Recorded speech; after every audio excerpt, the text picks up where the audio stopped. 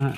তো 15 দিন আগে এক জায়গায় গিয়েছিলাম, সেখানে গিয়ে ওভারহিট হয়ে গাড়ি বসে যায়। আচ্ছা তো বসে যাওয়ার পরে যথারীতি সেখান থেকে কোনো একটা মিস্ত্রি নিয়ে দেখিয়ে মিস্ত্রি কাজ করে পারলো না, সারাদিন পরে ছেড়ে দিল। তারপর আর একটা মিস্ত্রি আচ্ছা, পারলো না বলতে কি হয়েছিল তখন? কি সে হয়েছিল বুঝতেই পারছে না কি করে হলো। মানে কি প্রবলেমটা কি হয়েছিল? প্রবলেম তো ওভারহিট ওভারহিট হয়ে বসে গেছিল। বসে মানে দপদপ করে কালো ধোঁয়া মেরে বন্ধ হয়ে গেল? হ্যাঁ, বন্ধ হয়ে গেল আর স্টার্ট নিয়ে গেল। আচ্ছা। তারপরে না, গাড়ি রেখে দিয়েছিলাম, হুম। স্টার্ট ছিল, গাড়ি রেখে দিয়েছি। রাত্রবেলা যখন স্টার্ট দিতে গেছি স্টার্ট আর নিয়ে গেল, আচ্ছা, স্টার্ট হচ্ছিল না? স্টার্ট আর হচ্ছিল না। আচ্ছা। যথারীতি একটা মিস্ত্রিকে দেখালাম, সে পারলো না। হুম। আর না পারার ক্ষেত্রে অন্য একজনকে এই গাড়িটা টেনে নিয়ে আসলাম, টেনে নিয়ে এসে আবার অন্য একজনকে দেখালাম, সে সব পাল্টা দিল। মোটামুটি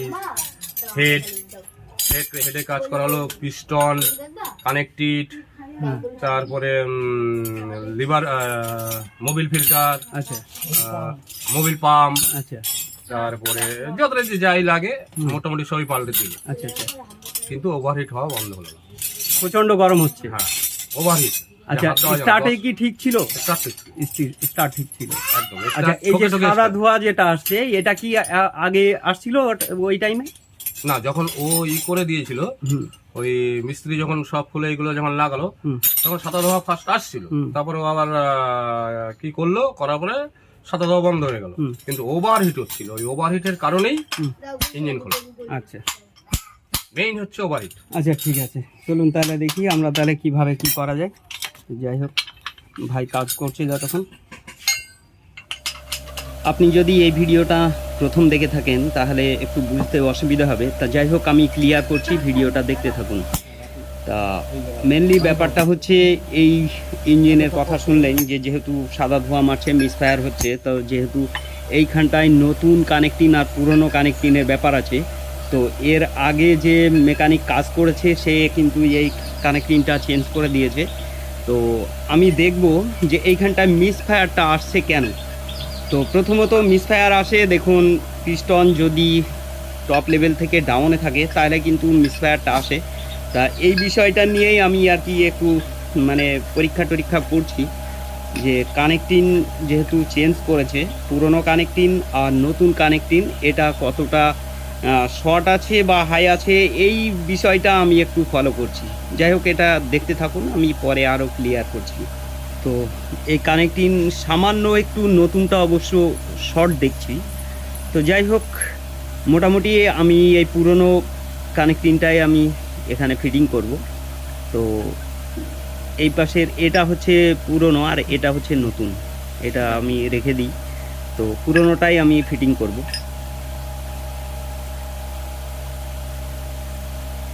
আগেরটাই লাগানো।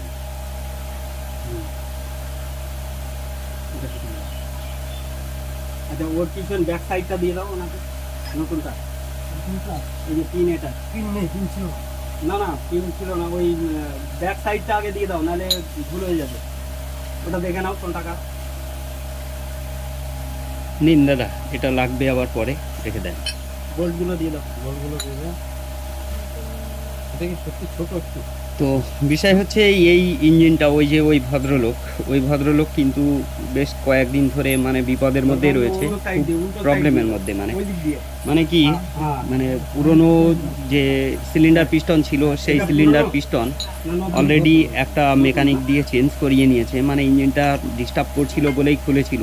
নতুন সিলিন্ডার পিস্টন এখানে ফিটিং করেছে, করার পরের থেকে মানে ইঞ্জিনটায় এই প্রবলেম চলে এসেছে, তার আগেও প্রবলেম ছিল। তা যাই হোক, মোটামুটি সেই ভদ্রলোকের দিয়ে আরও 2-3 বার দেখিয়েছে, কিন্তু এই প্রবলেম আর সলভ করতে পারিনি। মানে ওভারহিট হয়ে যাচ্ছে প্রচণ্ড পরিমাণে, সঙ্গে নজেল ধরে নিচ্ছে, আর কি গাড়িটা রাখলে পারে আর স্টার্ট দিতে পারছে না, এরকম একটা প্রবলেম গিয়ে দাঁড়াচ্ছে। আর তারপরে ব্যাপার হচ্ছে মিসফায়ার আসছে, প্রচুর পরিমাণে মিসফায়ার আসছে। তা এই ভাইকে দেখেছে পরে, মানে ওই ভদ্রলোক যখন আর কাজ করতে পারেনি তখন এক ভদ্রলোক এর নাম্বারটা দিয়েছে, এই ভাইয়ের নাম্বারটা দিয়েছে।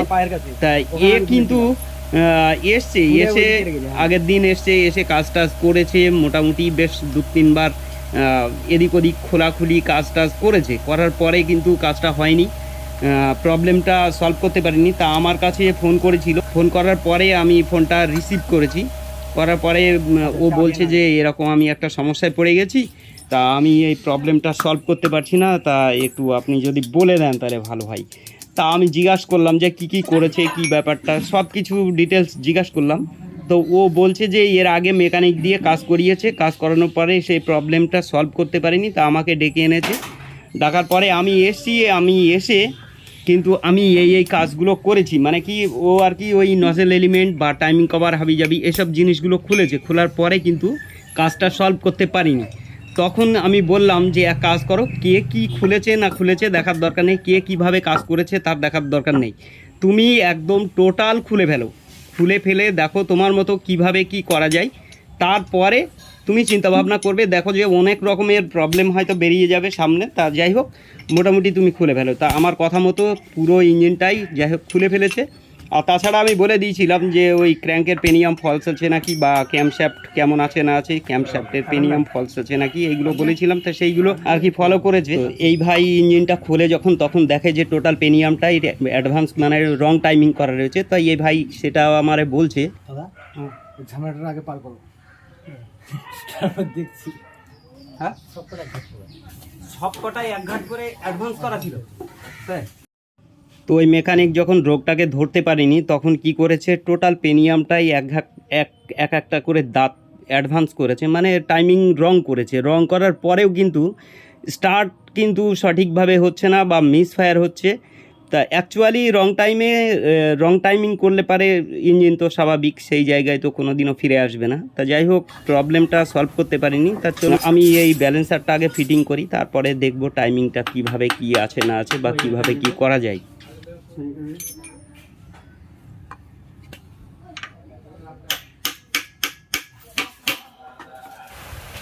মোবিলের ডিব্বাটা কোথায় গো?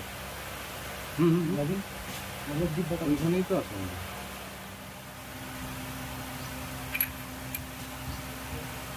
চাবিটা ব্যালেন্সারের চাবি।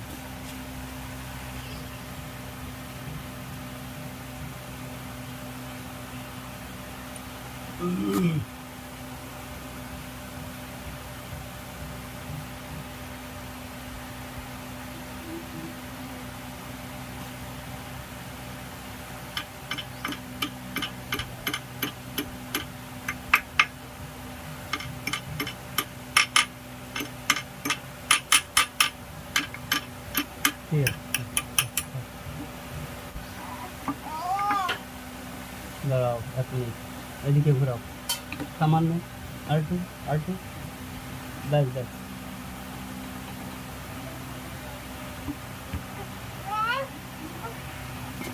দেখি ওইটা দাও। দাঁড়া ওটা না সে শ্রেণীটা যাবো না।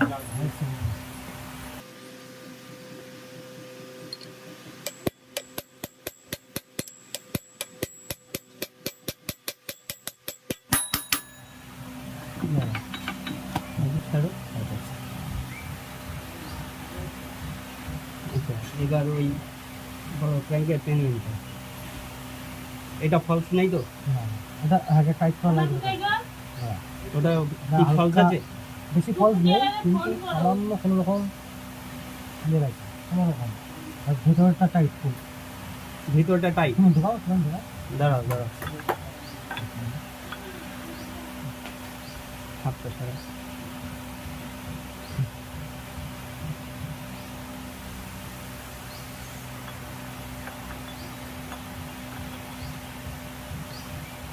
দাঁড়াও ঘুরিয়ে না।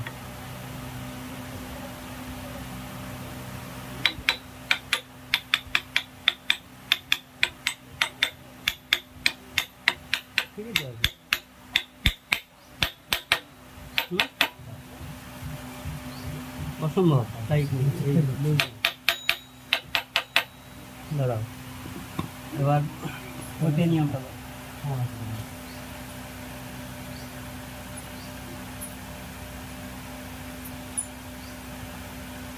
ঘোরাও একটু,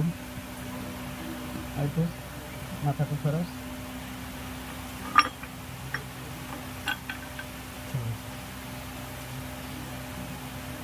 এইটা সামান্য একটু বুঝতে, তাই না? হ্যাঁ, সাইড লাগবে। হ্যাঁ এটা সামান্য লুজ, এইটা নিয়ে তো সমস্যা না, এটা লুজ ছিল এখন টাইট হয়ে গেছে। আচ্ছা দাঁড়া ও দেখছি কী করে।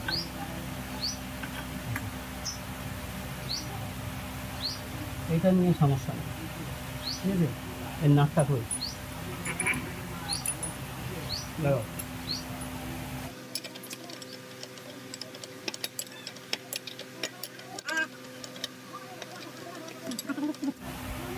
আচ্ছা থাক, ও টাইট করে দেওয়া যাবে, দাঁড়াও।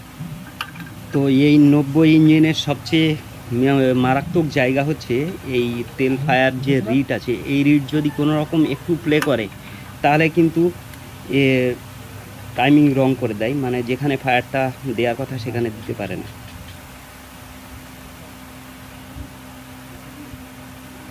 অনেক সময় কি হয় দেখা যাচ্ছে যে এই যে চাবি আছে এই চাবিটা ভেঙে যায়, ভেঙে গেলে তখন কিন্তু টাইমিং রং করে দেয়। তাই এই জিনিসটার উপরে দারুণভাবে খেয়াল করতে হয়। ওয়াশার আর ওটা না।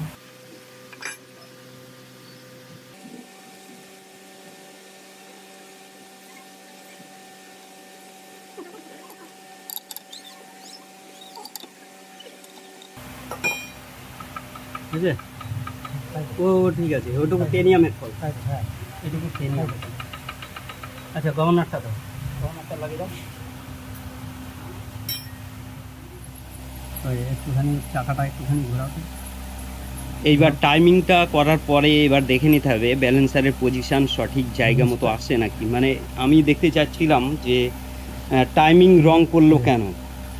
তো যেহেতু টাইমিং রং করলে দেখুন এই ব্যালেন্সারের পজিশান অন্যরকম গিয়ে দাঁড়িয়ে যাবে বা কানেক্টিংয়ের সঙ্গে ধাক্কা লাগতে পারে, তা সেটাই আমরা দেখলাম। তো যাই হোক, মোটামুটি এদিকে টাইমিং আমি সঠিক করে দিয়েছি, কোনো সমস্যা আসবে না। তো এবার আমরা অন্য অন্য সাইডগুলো দেখি। তো এখন গভর্নরের কাজটা করব। তো এর যেহেতু অ্যাডজাস্ট পুরো খুলে ফেলেছে এর আগেই, ধরেন বেশ কয়েকটা মেকানিক এখানে হাত লাগিয়েছে। তো যাই হোক, আমার মতো আমি করে দিচ্ছি, দেখি কোথায় গিয়ে দাঁড়াই। যখন স্টার্ট দেব তখন কিন্তু আরও পরিষ্কার ক্লিয়ার হয়ে যাব যে এ কী বলতে চাচ্ছে, কি করতে হবে না হবে। তো যাই হোক, আমার মতো আমি করি, তারপরে দেখা যাবে কিভাবে কি করা যায়। তো যেহেতু আমি এই প্রথম ধরেন এই ইঞ্জিনটা কাজ করছি, মানে এর যে প্রবলেমগুলো আমাকে বলেছে সেটা তো আপনারাও শুনলেন, যে প্রচুর ওভারহিট হচ্ছে আর মিসফায়ার হচ্ছে, সাদা ধোঁয়া যারে বলা হয়। ওই ভদ্রলোক বলছে যে সাদা ধোঁয়া মারছে, অ্যাকচুয়ালি ওটা হচ্ছে মিসফায়ার। তা মিসফায়ারটা কেন আসছে সেটা দেখব, আর ওভারহিট কেন হচ্ছে সেটা নিয়েও দেখব। তা যেহেতু এইখানটায় অন্য কোনো সমস্যা যেহেতু আমি পাইনি, এখানটায় দেখেন টাইমিংটা আমি সঠিক করলাম। যেহেতু টাইমিংটা রং করা ছিল, আমি খুলিনি, ওই ভাই খুলেছে। তা আমাকে বলছে যে টোটালটাই অ্যাডভান্স করা ছিল। তো আমি এক এক করে সবই টাইমিংয়ে নিয়ে আসলাম, নিয়ে আসার পরে গভর্নরটা সেট করে দেখব যে আর কোনো প্রবলেম আছে নাকি। তা যেহেতু মিসফায়ারটা এইখানটায় আসছে, মিসফায়ারটা আসে কোন কারণে আমি একটু হালকা বলি। যদি পিস্টন দেখা যাচ্ছে যে টপ লেভেল থেকে যদি পিছিয়ে থাকে তাহলে কিন্তু মিসফায়ার আসবে।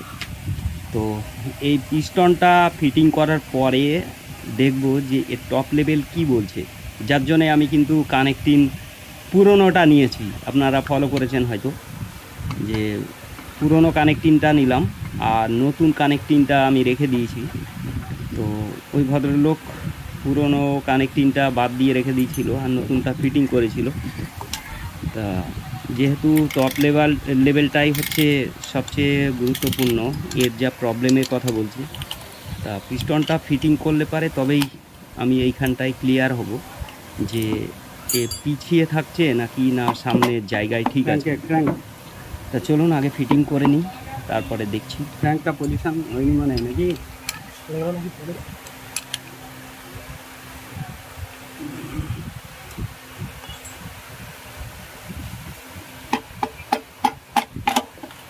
চলে গেছে না?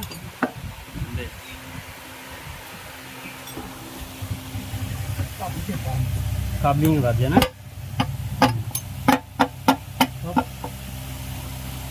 সিয়ার খুলে গেছে। হ্যাঁ ঠিক আছে।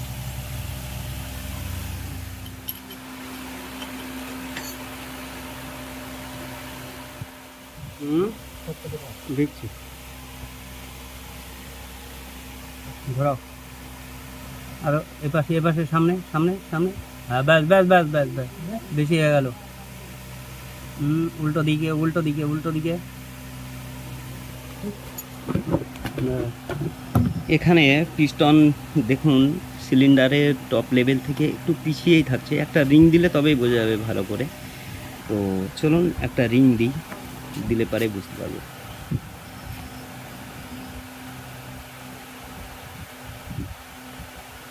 অ্যাকচুয়ালি ইঞ্জিনটা রাখা হয়েছে উল্টো দিকে, যার জন্যে দেখতে অসুবিধা হচ্ছে বা আপনাদেরও দেখাতে অসুবিধা হচ্ছে অন্ধকারের মধ্যে একদম।